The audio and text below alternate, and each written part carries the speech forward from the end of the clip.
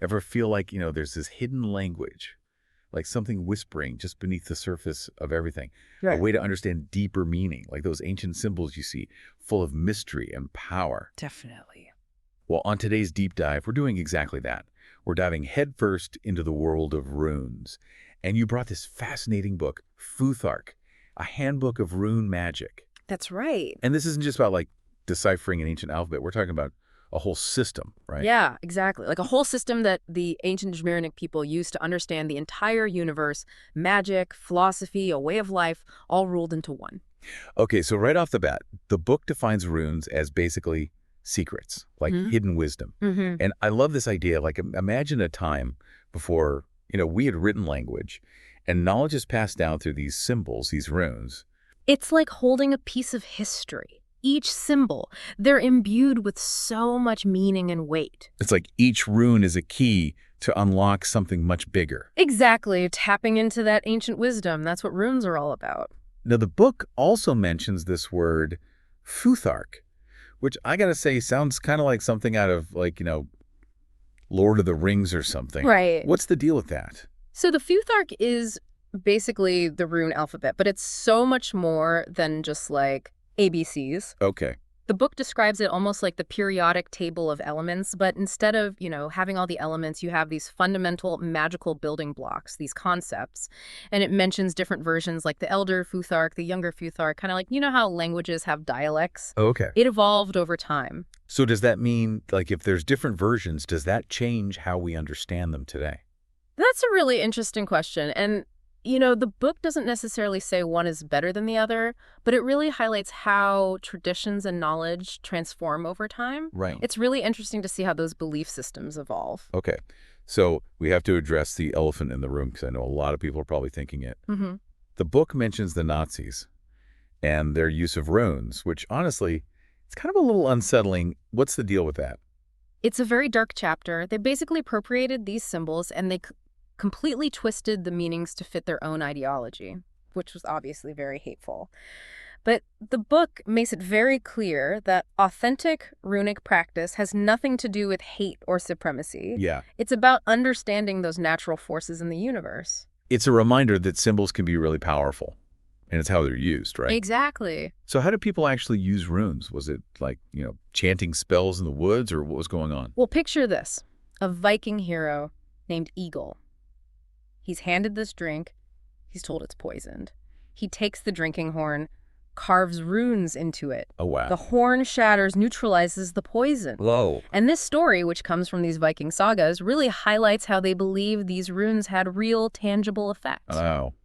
That's a close call. Yeah, It makes you wonder about the energy that they believe these symbols held. exactly. And that's what rune magic really is. It's this idea that they're not just concepts, but they're conduits, ways to interact with existence itself. So it wasn't just writing or storytelling. It was something bigger. Like they could tap into something with real power. Exactly. And to really understand that power, we have to understand the individual runes themselves. Let's unpack that. Yeah. So the first rune, Fehu, what's the deal with this one? So Fehu represents mobile property, but it's so much more than just owning stuff, right? It's about the energy of creation and destruction, this kind of constant flow of gaining and losing that happens in the universe, Yeah. like the ebb and flow of the tides. So it's less about, buying a new car, and it's more about understanding, like, there's this natural cycle. Exactly. We gain things, we lose things. And that's a really powerful concept to carry with you. Just as the tides change, so will all of our circumstances as well. I like that. That puts things in perspective. Yeah. Now, what about Hagalaz? It's the hail rune, right? It is. Sounds kind of intense. It is intense. Hagalaz represents the framework of the universe, this delicate balance that exists between these opposing forces. The book uses a really beautiful analogy. It says to think of a snowflake. They're all unique, but they follow this universal pattern. It's about finding balance within chaos. Oh, I like that. Yeah. Even in something like, that seems so chaotic, like a hailstorm, right? Right. There's an underlying order, a pattern. It makes you think about the bigger picture. It does. And speaking of the bigger picture, the book then delves into this really interesting concept called the rune world. And it's a totally different way of seeing the universe. Like your rune world, hit me with it. So forget this idea of a single creator god. Okay. Instead, imagine this. A magically charged void that births everything. And this void is the source of the runes. It's the source of the gods. Even us, we're all connected. We're all part of that. Through this web of energy, yeah. A magically charged void. I'm going to need a second to wrap my head around that one. So we're all connected to this void. That's what the book's suggesting. Like, it's this invisible force that underpins all of existence, and the runes are a way to tap into that. Okay. Mind officially blown. But how did they actually tap into it? Right. Because the book talks about rituals. It mentions wands. It does. And now we're getting to, like, the good stuff. Right. It's like a toolbox for working with this ancient magic. It describes tools like the Gandra, which is basically their magic wand. Oh, wow. And it talks about rituals like the hammer rite, which is about creating this sacred space and channeling energy from the four directions. Hold on. Are we talking, like, actual Gandalf-style wands here? Think of it more like a focal point for their intention, a way to direct energy during these rituals. Oh, okay. And the book suggests that combined with rituals, these tools allowed them to connect to something bigger than themselves. So they're channeling energy, they're working with tools. But what about, like, our own inner power? Because the book mentions this word haminja, Yes. which sounds very mystical. What is that? So haminja is like your own personal power. It's shaped by your actions, your ancestry, almost like a spiritual fingerprint. And rune magic at its core is about aligning yourself with these forces, tapping into that potential that you have within. Okay, so we've got this inner power, this haminja, and we've got these runes that can potentially tap into, like, the energy of the universe. Yeah. Makes you wonder, how did they actually, like, put all this into practice? That's where things get really interesting. The book even gets into the practical side of rune magic. It even talks about crafting your own rune sets. Wait, you can make your own runes. I thought you had to, like, I don't know, find them in some, like, you know, hidden cave or something. Right. What do you make them out of? Well, it talks about using traditional materials like wood and stone, but it emphasizes that the material itself is less important than the intention you put into it. Okay. It's about forging this personal connection with the runes. So it's less about the physical object and more about the energy, like you're imbuing it with. Yeah. Right. That makes sense. Yeah. But how do you charge something with, like, magical energy? I'm picturing, like, you know, something out of a movie with lightning and chanting and... The book actually calls it loading the runes. Okay. And it involves this whole ritual process. Meditation, visualization, sometimes even chanting these specific sounds. Wow. It's about aligning your own energy with the rune's energy. Okay, so it's about focus, it's about intention, and really, like, connecting with the energy of the rune itself. Yeah. It's starting to feel like this whole system of thinking, a way of interacting with the universe on a deeper level. It's not just about casting spells or anything like that. Exactly. And the book even talks about using runes for divination. It's kind of like reading the future. Hold on, rune tarot cards. Tell me more about this. Not quite tarot cards, but you're on the right track. Instead of pulling cards, you cast the runes and you interpret their patterns. Okay. Each rune has a meaning, so the way they land can provide insights into your life, your relationships, even future possibilities. That's wild. But with all this talk about tapping into hidden energies, I mean, we have to talk about the potential downsides, right? Of course. Because does the book mention anything about, like, a darker side to rune magic? Like, are we talking spells and curses? It does. There's actually a whole section on these things called knighting poles, Okay. which were basically ancient curse objects. So imagine carving runes into this pole, planting it in the ground, directing negative energy towards someone. Okay, that's like straight out of a horror movie. So Yeah. there is a real power to this. It's not something to mess around with. Exactly. And the book stresses the importance of intention and respect when you're working with these runes. Right. It's about understanding the consequences of your actions. It's not just about manipulating the external world, but also about this inner transformation. Right. It goes back to that haminja, like our own personal power and how we're choosing to use it, right? Exactly. The book argues that rune magic at its core is about self-discovery, about growth, understanding our place in the grand scheme of things. It's a tool for aligning ourselves with these natural forces, not necessarily bending them to our will. So working with the universe, not against it. Understanding the laws and finding that harmony. This is fascinating stuff.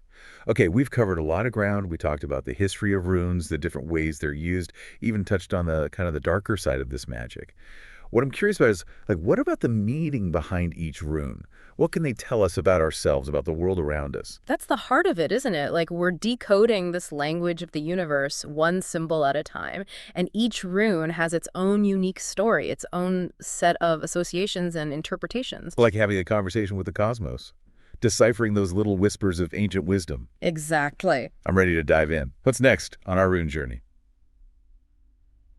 All right, rune fans, we're back, and we're ready to decode more of this ancient language, this cosmic wisdom, one rune at a time. That's right. Where do we even begin? Well, we've explored a few runes already, but each one has a unique meaning, almost like a key to a different aspect of life, for ourselves even. It's like these runes are whispers from the universe, each one a little piece of the puzzle. And we're putting it all together, right? Exactly. So which rune are we going to unlock next? Let's jump to Uruz, the second rune in Elder Futhark. Okay. The book describes it as primal strength, raw potential. Uruz. It's that, untamed energy that drives creation forward, like the force of a wild animal. I like that. Or the power of a storm. Okay. So Uruz is like the powerhouse Yes. of the group, right? It makes me think of those moments where we really need to tap into our inner strength. Exactly. That raw potential that we all have. It's about recognizing the power we have within and using it to overcome challenges, reminding us we have that strength to kind of weather any storm. That's a good reminder that we're more resilient than we sometimes think. Right. I like that. Okay, Uruz, we feel you. Chuckles. What about Therisas, the third rune? Yes. It's kind of pointy looking. Is it as sharp as it looks? Don't let the appearance fool you. Therisas is all about protection and defense. It's like a magical shield, Okay. representing that strength, that resilience we were just talking about. The book describes it as this force that can ward off danger, like a thorn protecting a rose. So it's about knowing your boundaries, having the strength to protect yourself. Right. Exactly. I could see how that would be important, especially back then when life was a little more, well, treacherous. Absolutely, but, it's just as relevant today, even if we're not facing down, woolly mammoths or something. It's about having the courage to say no, set boundaries, protect our own well-being. It's still so important. Therisas, the guardian rune. I like it. Okay, what about Ansu? This is the fourth rune. Yes. And the book mentions something about wisdom, communication. Is this the rune for writers? You could say that. Ansus is very connected to language, expression, even inspiration, the ability to communicate clearly, to share your ideas with the world. The book even links it to Odin, the Norse god of wisdom. Odin, the ultimate seeker of knowledge. So Ansus, it's like that spark of inspiration, that light bulb moment when you're like, yeah, I understand. Exactly, tapping into that inner voice, that intuition. And it reminds us that knowledge is powerful. And sharing it is just as important. Absolutely. I feel like I'm more eloquent already. This is great. So we've covered strength, we've covered protection, we've covered wisdom. What about love? Surely the runes have something to say about love. They do. Gibo, the seventh rune, is all about that. It's about partnership, connection, this balance of giving and receiving. Okay. And it's not just romantic love. It's all kinds of relationships, Right. the bonds we have. Those connections that we make with others. So it's like the glue that holds it all together. Understanding that it takes two, you know what I mean? Yeah. To both contribute and receive. You got it. Gibo reminds us that true connection requires balance, mutual respect, a willingness to give and receive. I like that. Especially, we live in a world that's so often about like individual achievement, right? Right. It's nice to be reminded that we're stronger together. Absolutely. Okay, let's fast forward a bit. What about Isa, the 11th rune? It's just a single straight line, but something tells me there's more to it than meets the eye. You're right. Isa represents stillness. Okay. It's like a pause in this constant flow of energy. The book describes it as a frozen moment, a time for reflection, introspection, like hitting the pause button on a busy day, just allowing yourself to be present. In today's world, that almost feels like a superpower. I know, right? To just be still. We all need a little more Isa in our lives. Yeah, we do. Isa reminds us that stillness isn't about inactivity. It's about finding that clarity, that peace in the chaos, taking a step back, getting some perspective. I love it. Stillness, Isa. We hear you. Now, we're running out of time, but I want to hear about just a couple more if we can. What about those final runes in the Elder Futhark? What wisdom do they hold? Well, we have Othala, the 24th and final rune of the Elder Futhark.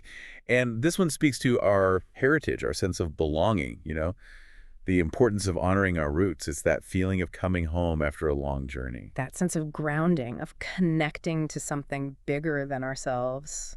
That's powerful. And it seems fitting because we have been on a journey today, haven't we? Exploring this ancient system of knowledge. We have. We've only just scratched the surface. There's so much more to uncover. That's the beauty of it. It's a journey of discovery, and we're just starting to understand these runes. Who knows what other mysteries are out there just waiting to be unlocked? Thanks for joining us on this deep dive. We'll see you next time.